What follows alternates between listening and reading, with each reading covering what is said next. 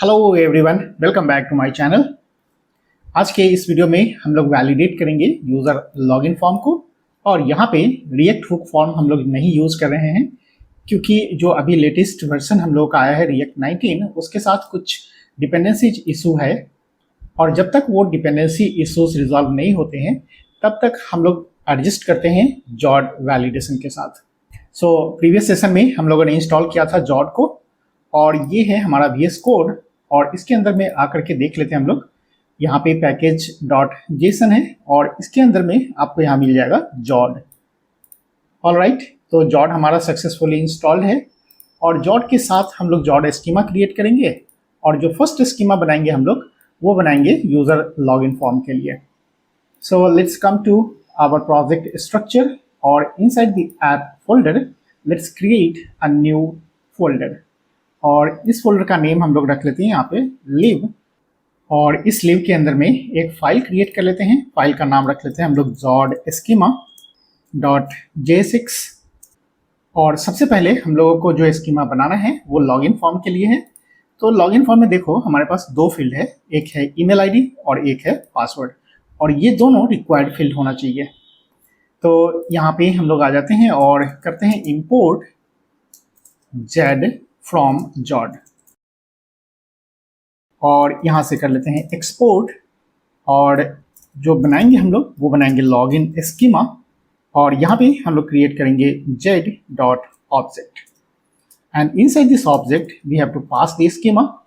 और सबसे पहले हम लोग को पास करना है ईमेल, और ईमेल जो होगा वो स्ट्रिंग टाइप होगा ऑब्वियसली, तो जेड डॉट स्ट्रिंग।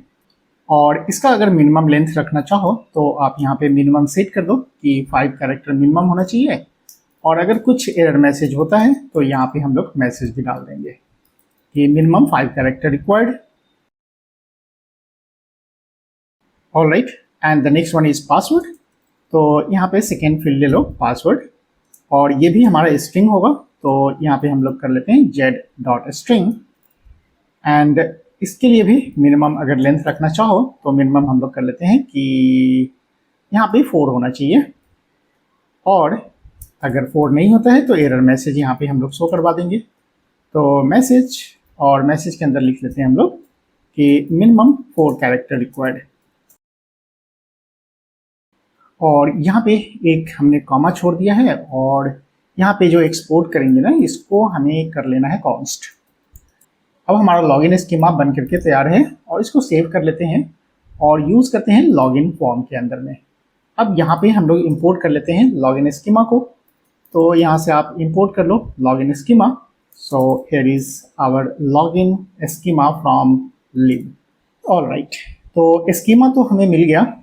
और यहाँ पे जो फॉर्म हम लोगों ने क्रिएट किया है इस फॉर्म से हमें डेटा चाहिए, और जो डेटा चाहिए वो होगा ईमेल और दूसरा होगा पासवर्ड। तो इसके लिए हम लोग यहाँ पे एक स्टेट वेरिएबल बनाएंगे। तो इंपोर्ट करना पड़ेगा यूज स्टेट को। तो यहाँ से आप कर लो यूज स्टेट फ्रॉम रिएक्ट, और यहाँ पे हम लोग बना लेते हैं state variable. So here is our const, and then first one is the email and function name is set email. और यहाँ पे हमारे पास है यूज स्टेट, और इनिशियल ईमेल आईडी आप कर दो ब्लैंक। उसी तरह से पासवर्ड आपको चाहिए होगा, तो यहाँ पे हम लोग कर लेते हैं password, and here is set password. और इसका भी इनिशियल वैल्यू आप कर लो blank. So use state and there is no password. अब इस पासवर्ड को मुझे अपडेट करवाने हैं, तो यहाँ पे जो हमारे पास इनपुट बॉक्स है इसके अंदर में आ जाओ, और यहाँ पे हम लोग कर लेते हैं इवेंट ऑन चेंज। और यहाँ पे हम लोग यूज़ कर लेंगे एरो फंक्शन, और यहाँ से अपडेट कर लेते हैं सेट ईमेल, और इसके अंदर में पास कर दो e.target.value। सेम उसी तरह से हमें सेट करना पड़ेगा अपने पासवर्ड को। तो आप पासवर्ड वाले फील्ड में आ जाओ और यहाँ पे कर लो ऑन चेंज, और ऑन चेंज के अंदर में फिर से हम लोग कॉल कर लेंगे एरो फंक्शन, और यहाँ पे हम लोग कर लेंगे सेट पासवर्ड। और इसके अंदर में आप पास कर दो e.target.value। ऑलराइट, और एक चीज़ हम लोगों को यहाँ पे करना है कि जब फॉर्म सबमिट होगा तो ऑन सबमिट हैंडल करना है। तो यहाँ पे हम लोग कर लेते हैं ऑन सबमिट, और ऑन सबमिट करने पर एक फंक्शन कॉल करेंगे हम लोग, तो हैंडल फॉर्म सबमिट। अब हम लोग यहाँ पे जो हैंडल फॉर्म सबमिट बनाए हैं, इस हैंडल फॉर्म सबमिट को यहाँ पे डिफाइन कर लेते हैं रिटर्न के ऊपर में। तो यहाँ से आप कर लो const and then handle form submit, और इसके अंदर में हम लोगों को मिलेगा एक इवेंट। तो यहाँ से आप रिसीव कर लो इवेंट को, और जो फॉर्म सबमिट का जो डिफ़ॉल्ट बिहेवियर है, उस डिफ़ॉल्ट बिहेवियर को यहाँ पे पहले स्टॉप करना है। तो उसके लिए हम लोग यूज़ करते हैं इवेंट डॉट प्रिवेंट डिफ़ॉल्ट, और उसके बाद हमें डेटा को प्रिंट करना है कि हम लोगों ने जो इनपुट करवाया होगा ईमेल और पासवर्ड वो क्या है। तो यहाँ पे आप कंसोल लॉग कर लो, और कंसोल लॉग करके डिस्प्ले कर दो आप किसको, तो ईमेल आईडी को और पासवर्ड को।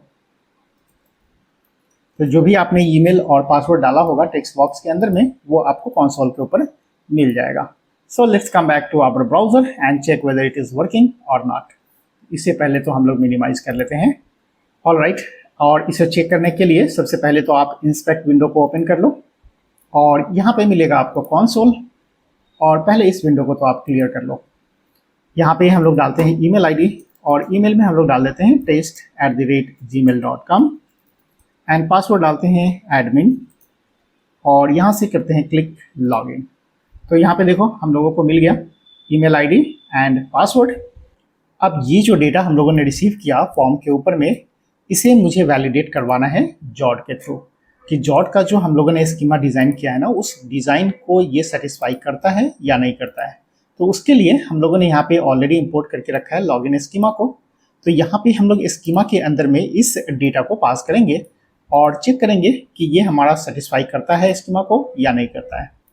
सो write down here the const and then form data, और फॉर्म डेटा के बाद हम लोग कर लेते हैं यहाँ पे लॉगिन स्कीमा।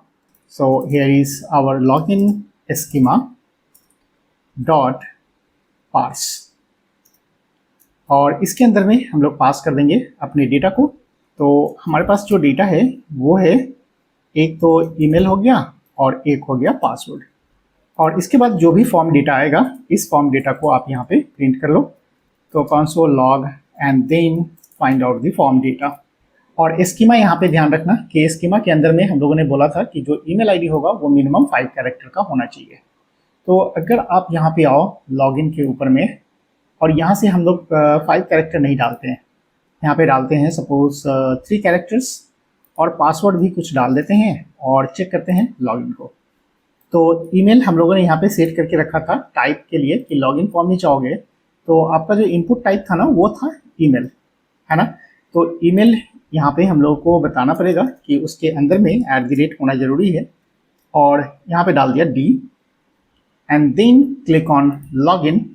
तो यहाँ पे देखो हम लोगों को मिल गया एरर मैसेज, और ये जो एरर मैसेज आया ना, इतना अगर आप नहीं पढ़ना चाहते हो तो आप सीधे यहाँ पे कर लो सेव पार्स। तो यहाँ पे जो हम लोगों ने लिखा ना सिंपल पार्स, इसके जगह पर कर लेते हैं हम लोग सेव पार्स।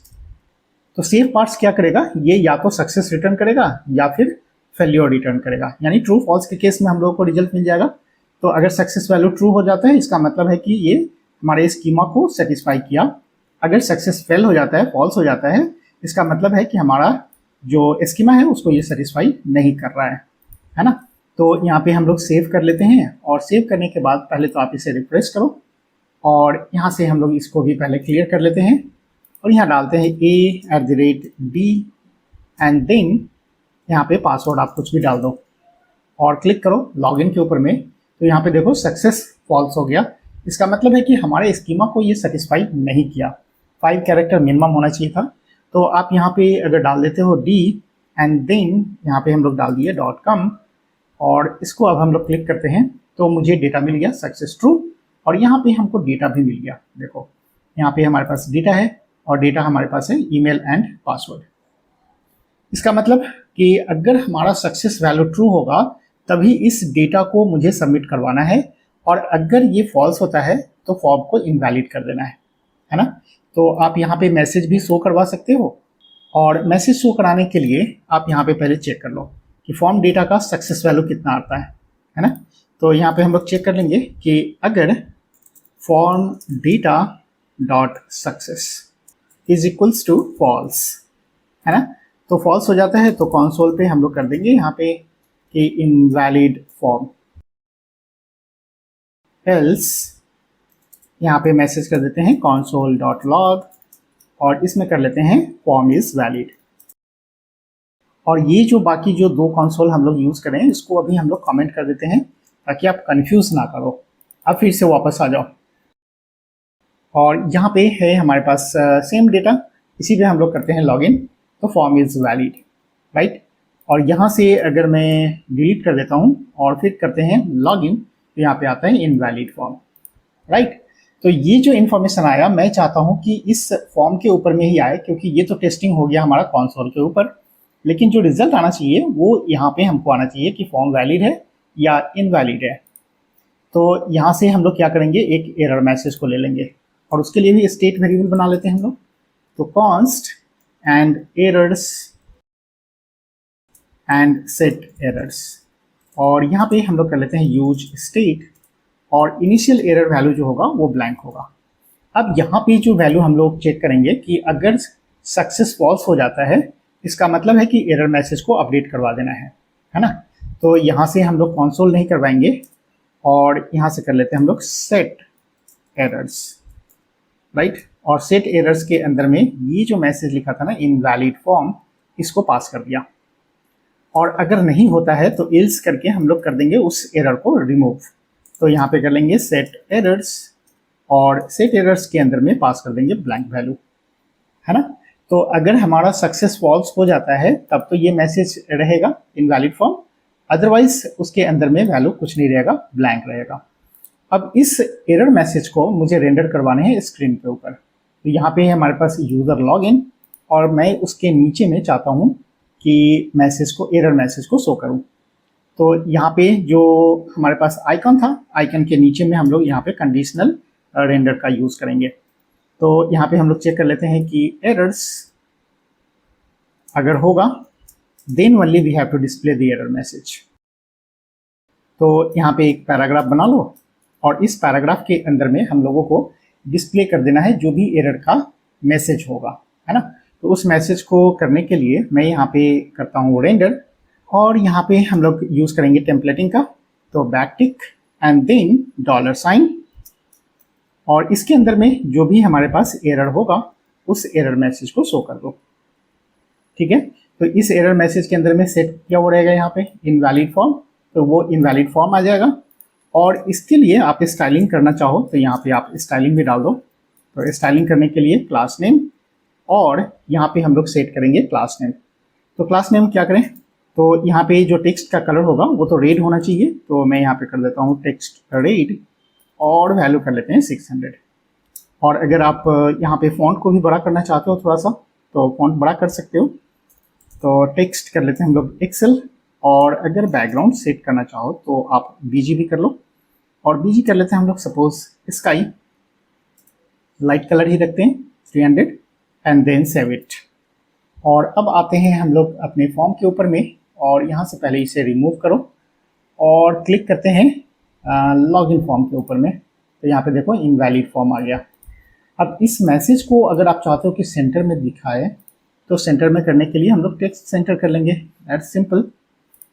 तो यहाँ पे कर लेते हैं हम लोग टेक्स्ट सेंटर और पैडिंग भी आप सेट करना चाहो तो PY हम लोग सेट कर लेते हैं, PY इज़ 1। और राउंडेड थोड़ा सा आप सेट कर लो, तो राउंडेड हम लोग कर लेते हैं MD and then save it. तो यहाँ पे हमको मिल गया मैसेज इनवैलिड फॉर्म। और अगर आप यहाँ पे कोई सक्सेस वैल्यू डाल दो, यहाँ पे आपको तो ईमेल डालना है तो @ एंड समथिंग कर दो, आप यहाँ पे पासवर्ड भी कुछ डाल दो और तब क्लिक करो यहाँ पे तो आपका यह मैसेज हट गया। और जैसे इसको आप हटा करके और @ डाल दो और फिर अगर हम लोग करते हैं यहाँ पे तो 5 कैरेक्टर्स तो हो गए, मैं यहाँ पे 4 ही रखता हूँ और फिर क्लिक करते हैं लॉगिन के ऊपर में तो इनवैलिड फॉर्म आएगा। ऑल राइट, तो यहाँ पे हमारा लॉगिन फॉर्म का तो वैलिडेशन हो गया और बाकी जो साइनअप फॉर्म है उसको भी आप इसी तरह से वैलिडेट करवा लेना, ठीक है। तो मैं आपका उसमें टाइम नहीं लूँगा। तो जितना भी फॉर्म है आप सारे फॉर्म को वैलिडेट कर लेना, किसके थ्रू, जॉड के थ्रू। तो मैं यहाँ पे बैकग्राउंड में ही उन सारे फॉर्म को वैलिडेट कर लूँगा। मैं एक का आपको दिखला दिया कि यूज़र लॉगिन फॉर्म को आप कैसे वैलिडेट करोगे। तो बाकी हम लोग अब स्टार्ट करेंगे डेटाबेस डिज़ाइन को, राइट। तो इस वीडियो में हम लोग इतना ही रखते हैं, फिर मिलता है नेक्स्ट वीडियो में, तब तक के लिए बाय बाय।